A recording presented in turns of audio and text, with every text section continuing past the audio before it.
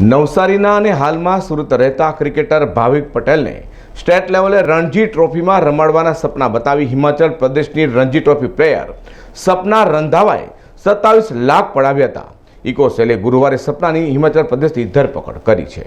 Surat police પાસેથી મળતી માહિતી મુજબ વર્ષ 2018માં નવસારીના ક્રિકેટર ભાવિક પટેલ ક્રિકેટ રમવા હિમાચલ પ્રદેશ ગયો ત્યારે રામ ચૌહાણ નામના ક્રિકેટર જોડે તેની ઓળખ થઈ હતી.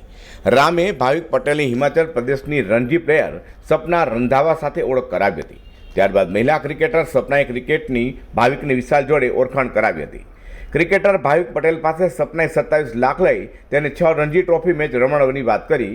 વર્ષ 2018માં નાગાલેન્ડમાં એક રણજી રમાડી પછી કોઈ મેચ રમાડી ન હતી.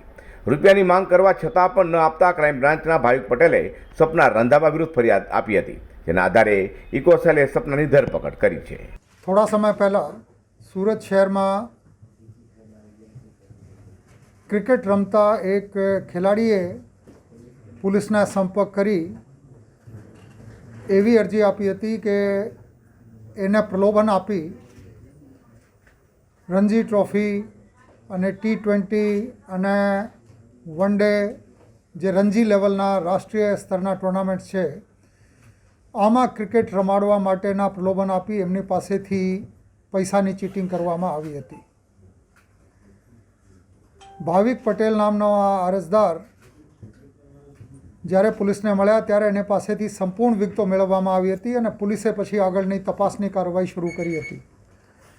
આ દરમિયાન જાણવા મળ્યું કે આ ભાવિક પટેલ હાથરસ યુપી ખાતે કોઈ ટુર્નામેન્ટ રમવા માટે ગયા અને ત્યાં એના સંપર્ક કોઈની સાથે થયા જેણે વાત કરી કે સપના રંધાવા નામની એક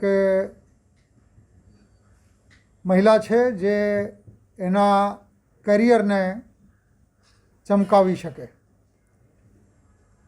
એની મુલાકાત સપના રંધાવા જોડે કરાવવામાં આવી અને સપના રંધાવાએ એને પછી વાત કરી કે તમને કોક ટીમ વતી રણજી લિમિટેડ ઓવર્સના મેચો રમાડવા માટે